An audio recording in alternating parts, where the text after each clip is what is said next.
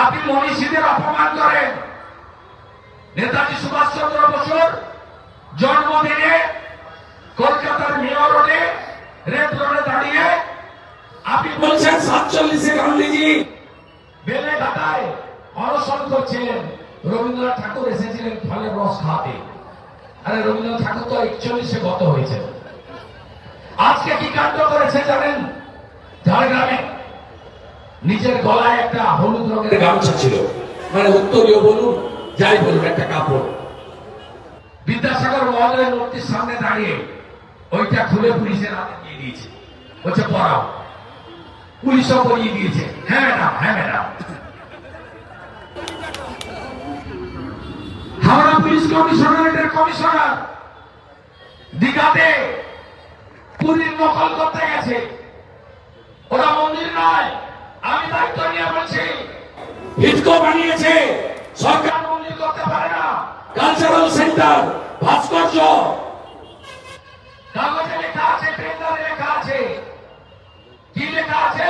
Shri Jagannath Dham cultural centre. সেখানে প্রবীণ Tripathi Howrah commissionerate গেছে। এমনিতেই তো রথের চাকা গড়েনি, নারকেলও ফাটেনি, দড়িতে পা দিচ্ছে। ছবি দেখেছেন আপনারা? পিতৃপক্ষে কাঁচি নিয়ে বেড়ায় কে? কাঁচি নিয়ে বেড়ায়। পিতৃপক্ষে কোন হিন্দুরা শুভ কাজ করে? যাদের বাবা মা গত হয়েছেন দয়া গেলাম পিণ্ডদান করতে, আর ইনি কাঁচি নিয়ে বেড়ান। এখানেও যারা আগে 85,000 এখন 1,10,000 পাবেন।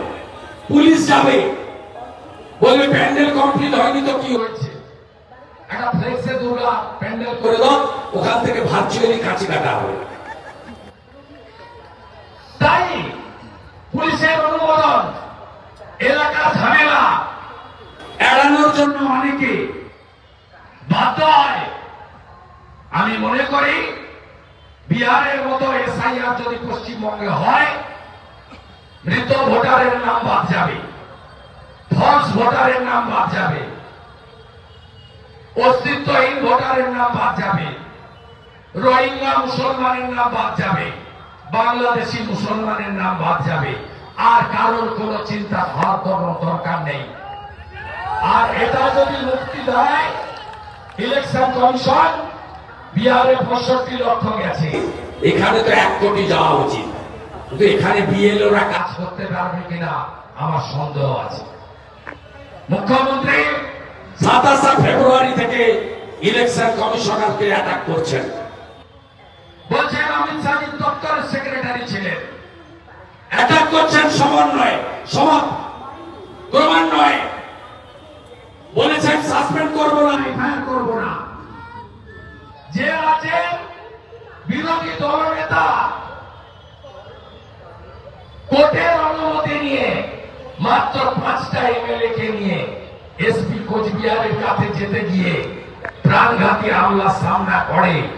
সেই রাজ্যে সাধারণ মানুষের, বিরোধী দলের কর্মীদের নিরাপত্তা কতটুকু আপনারা জানেন। 21-এর নির্বাচনের পরে বারাসাতে কার্যালয় ভেঙেছে, একাধিক জায়গায় অত্যাচার হয়েছে। বারাসাত সাংগঠনিক জেলায় কয়েক হাজার কর্মী ঘর ছাড়া হয়েছে, একাধিক কর্মী খুন হয়েছে। সংখ্যালঘু কর্মী এই বারাসাত শহরে খুন হয়েছেন, মোহাম্মদ আলী খুন হয়েছেন। অনেক অত্যাচার আপনারা সহ্য করেছেন। আমি আপনাদের কাছে বলবো, আলী জাফতাব নামক একটি আবর্জনা ছিল রাজ্যের ইলেকশন কমিশনার হয়ে, সিইও হয়ে। ওইটা চলে যাওয়ার পরে অনেকটাই আবর্জনা মুক্ত হয়েছে পশ্চিমবঙ্গের সিইও অফিসের। আমাদের বিশ্বাস, গণতন্ত্র রক্ষা করার এই লড়াইতে ইলেকশন কমিশন যথোপযুক্ত ব্যবস্থা নেবে। এবং মমতার সঙ্গে কেউ নেই, আছে কিছু জেহাদি, কিছু তোলাবাজ, কিছু চোর আর পুলিশ। ইলেকশন কমিশনের দায়িত্ব এই রাজ্যের গণতন্ত্র প্রতিষ্ঠা করা। আর আমাদের ভারতীয় জনতা পার্টির প্রত্যেকটা কার্যকর্তার দায়িত্ব প্রত্যেকটা বুথকে সংগঠিত, মজবুত তৈরি করা, যাতে আগামী দিন জোর লড়াই আমরা এই অপশাসন থেকে মুক্তি ঘটিয়ে আমরা পশ্চিমবঙ্গে একটি নতুন সরকার নরেন্দ্র মোদীজির নেতৃত্বে করতে পারি, যে সরকার প্রতি হাতে কাজ, প্রতি পেটে ভাত, মাথায় ছাদ দেবে, টাকাকে ফিরিয়ে আনবে, আয়ুষ্মান ভারত চালু করবে, দিল্লির মতো, মহারাষ্ট্রের মতো, হরিয়ানার মতো, রাজস্থানের মতো, উড়িষ্যার মতো, ছত্তিশগড়ের মতো সংকল্প পত্রে দেওয়া প্রত্যেকটা প্রতিশ্রুতি অক্ষরে অক্ষরে 6 মাসের মধ্যে পূরণ করবে। তার নাম ভারতীয় জনতা পার্টি।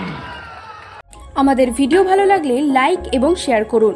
কমেন্ট সেকশনে গিয়ে জানান আপনাদের মতামত। আরও ভিডিও পেতে আমাদের চ্যানেল সাবস্ক্রাইব করুন এবং প্রতি মুহূর্তে খবরের আপডেট পেতে প্রেস করুন বেল আইকন।